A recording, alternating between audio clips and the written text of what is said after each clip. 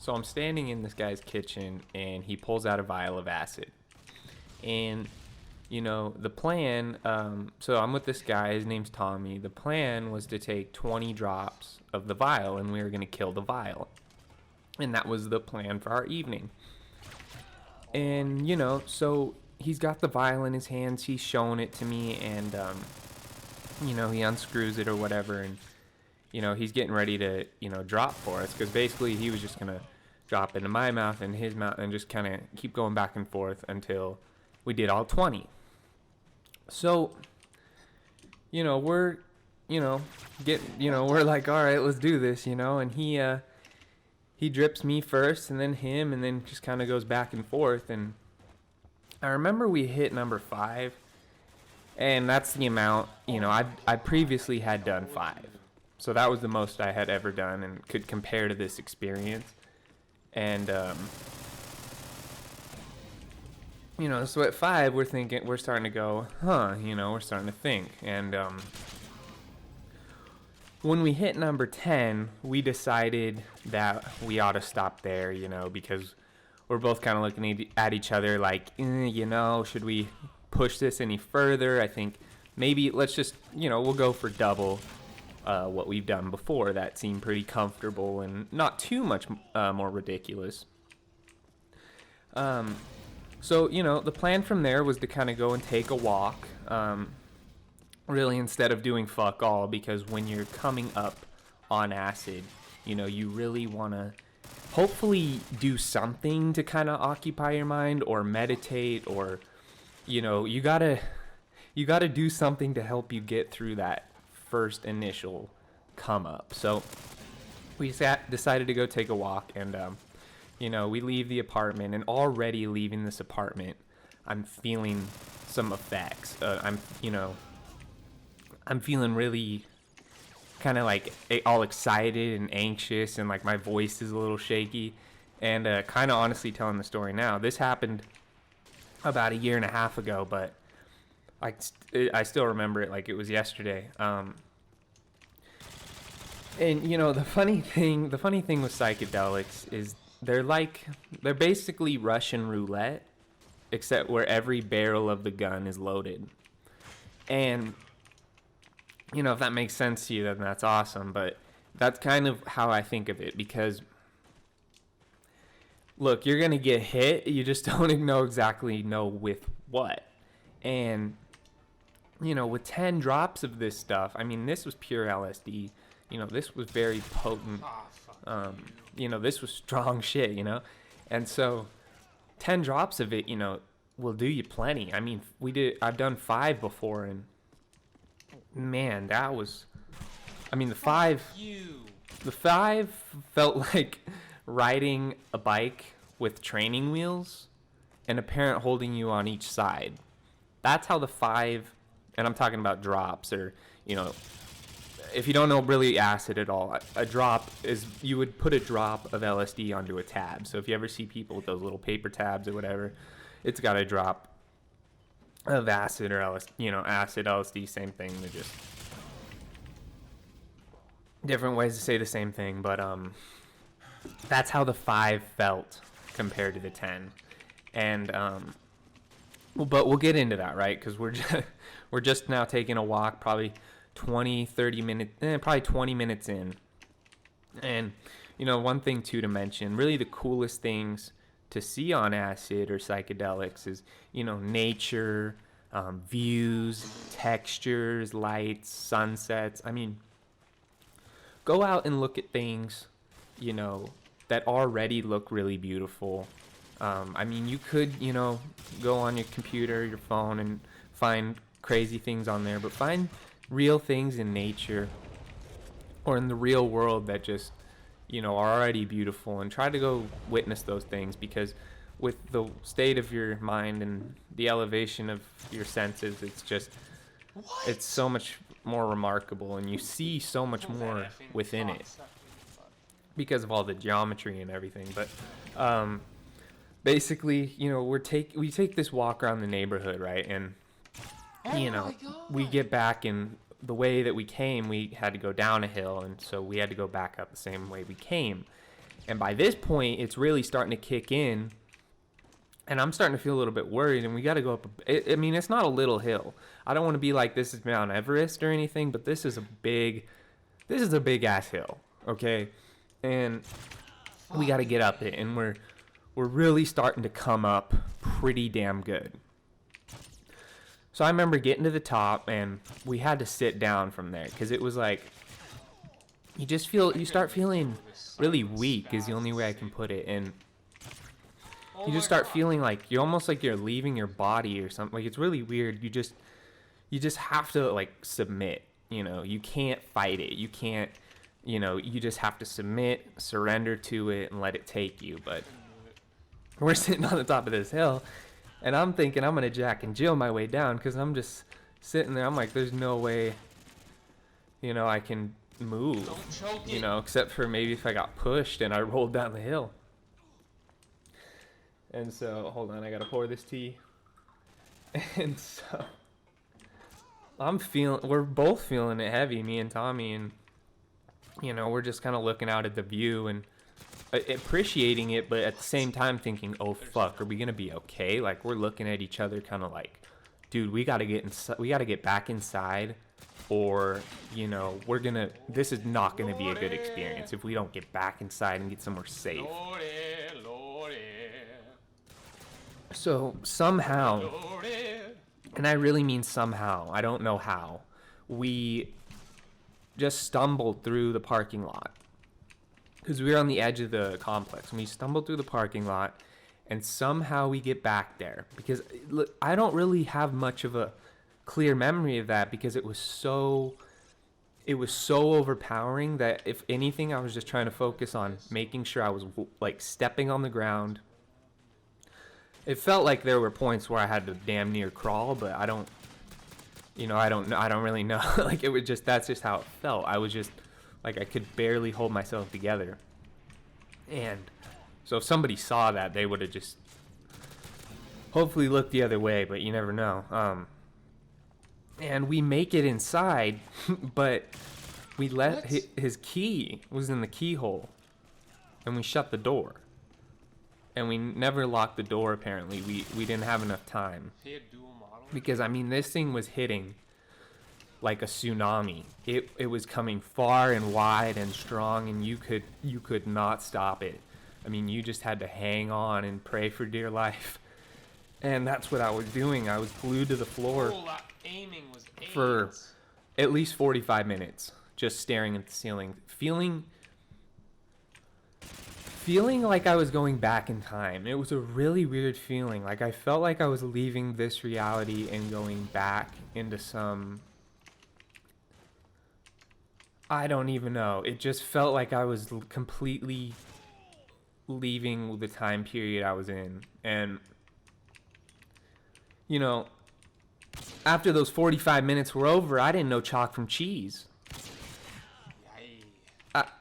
It was like, it was insane. And I remember looking over at Tommy and thinking, or saying, I don't even know, and I'm like, are we okay? Like, are we gonna be okay? You know, and he was a little bit more optimistic than me on right there. He's like, you know, which was probably good, because I was on borderline insanity. I was like, holy moly, this is not good. You know, and, you know, we were talking, and, you know, he kind of assured me we were all gravy in the Navy, and I kind of felt that too. Like, it started to pass completely, and I felt like I stepped into this new realm where, like, it was ancient technology from the past and the future. Like, the advanced architecture and geometric dimensional shapes were unreal. Of course they were unreal. They're not real right now. They are unreal. But for a minute they were. And oh fuck, dude. Oh fuck. This was I want to say this was a hoot and a holler. But this was just pure fucking stupidity. I mean, I don't know what this was, but Let's go, boy. mostly that's just what it was. We're just commenting on how bananas the Oh my God, visuals I are, can't shoot. on how absolutely, like, we're not even in this apartment anymore, you know. And mind you, it's like 7 p.m. at night, maybe 8 p.m. or in the evening or whatever, you know what I'm saying? So it was dark out by this point. It had gotten dark. Pretty much as we were making our way through the door, the sun was going down. So in that 45 minutes it's set. And you know, we're just talking about how crazy the visuals are and just like what in the ever living fuck, you know? And finally we start playing some music. It's just like some chill shit or whatever. And I don't know how far into it we were at this point. Not very far. And Tommy pulls out some DMT and a Vapor Genie pipe. Now, for those of you that don't know what a Vapor Genie is, it's essentially just a glass, like a Sherlock pipe, and it's just the best device that you can buy that I've found for vaporizing DMT, right? Because you're not smoking it, because smoking it kind of kills it. And I think there's a right temperature for where it burns the best. It's like taking a low temp dab, you know. You really want to get the most out of your terpenes, right? That's why people take low temps, is for the terps. And I think of DMT in a similar way. You know, you really want to just slowly roast the top of the bowl and vaporize it and get a thick vapor rather than a smoke, right? Because a lot of people think, oh, well, I'll sprinkle this on top of a bowl of weed and smoke that. I just wouldn't do that. It just sounds unpleasant to me. It really does. DMT is way too much on its own. You don't need another drug. Let alone weed. Weed just acts so weird with other psychedelics. I did end up taking a dab later on, but you guys, I'm sure, want to hear about the DMT. So we're peaking at this point for sure. We're peaking. I don't, 5-6 hours in. I mean, we were just sitting there listening to music for a few hours, just eyes just wide as can be, just, oh my goodness, just what do we have here, just intoxicated. And so this DMT, I want to be very clear, this is some of the most powerful DMT I've been, like, free base like, this was a slight tint of yellow. Slight. It wasn't yellow, but it had a slight tint. And I remember we packed that bowl so fat. I think we might have packed the rest of everything. We just packed the fattest bowl we could. And all I remember was, I kind of got the first hit, and I roasted the bowl. Well, I didn't roast it, right? I was gently, but I milked that bowl. That was, Oh my God, I milked that bowl. It wasn't even milk anymore. It was heavy cream. It was 16% milk fat. I milked it just thicker than a thick white girl, and I hit it. And I looked, the look on his face when I inhaled, because I knew when I inhaled it, I knew I had inhaled a lot of vapor. And when I looked at his face, when I looked at Tommy's face, the look of disbelief in his eyes Oh my God. made me feel like I just had the biggest hit of DMT on Earth. And it's definitely the biggest single hit I've ever taken. And man, dude, I don't even know what happened. I don't even know essentially how I got to be there. But I was no longer me. I was no longer in my body. It was instantaneous. It was all of a sudden. It was all in that moment. It was just bing. Oh my God. There was no, it was, the fluidity was there was no separation. It was just the inhalation of the smoke took me to the sense of oneness and unity. And I remember thinking that this is the peak of human experience, that this is the peak of experience in just for anything. This is the peak of experience and of. I remember thinking that was to experience that was to be alive. That whatever the hell that was. And there was a spirit there. There was a spirit there, but it wasn't. It was me. It was nobody else but me. There was nobody else there but me, but there was a spirit. And the spirit might have been me. I don't know. But there was a spirit there, and it was. I don't think guardian angel puts a better point to it, you know, for the English language at least. I don't know other language, but for the English language, guardian angel, I think that just about hits it. And man, it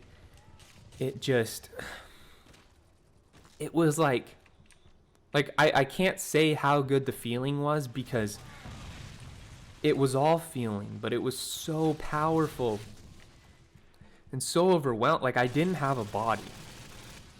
And that, I don't know any other way to put that than the difference between me and the environment was no longer, there was no longer separation. I was just the same as everything else. Like, everything was the same. And it was so powerful. It was so, I don't know, I pretty much cleared the bowl. I mean, he got a little hit, but compared to the experience that I had, it was nothing. I cleared that bowl. And I just remember, I went into the bathroom because I wanted to look at myself when I finally came back, because it was very quick. It was very quick. I wished I could have stayed there my whole life. Now I won't touch it. You couldn't hold me down with a gun to my head and make me do it. I would just say, shoot me. I would say, shoot me, because I'll never do that. You couldn't make me.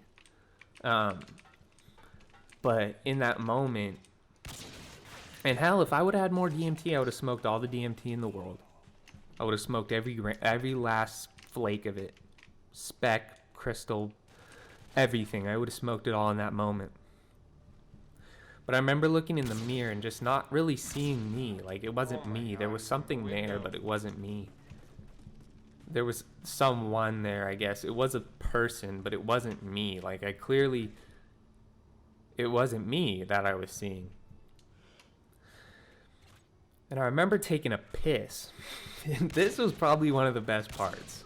Honestly, I remember taking a piss. And the stream of pee coming from my penis was the most chromatic rainbow I've ever seen in my life.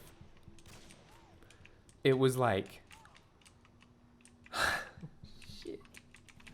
I gotta drink some more tea. I'm getting cotton mouth pretty bad, as you can probably hear. It is what it is. I gotta talk for a while, you know. Yeah, I'm getting better. But anyways, what was I saying? Oh yeah, about the about the piss. Dude, my pee, man, my pee. It was the most chromatic rainbow I've ever seen in my whole life. And I remember thinking that was probably like it was just so cool. It was like, I've never seen color like that. And it made me think so much more about how color and reflection go together. And like, that's a whole nother point. But finally I made it back out, and I started feeling kind of sick, honestly. That much substance will make you, it'll make that much will make you feel sick, especially because of how I was eating at the time. You know, I was on a really poor diet, not taking care of myself, just being cheap and lazy and just unhealthy. And you know, finally, Oh, you. I actually, you know, I went to the bathroom. I think I took a shit. I felt better. And then I went to take a dab. And I took a dab, and that kind of helped chilled me out. And really from there, it was just so visual for hours.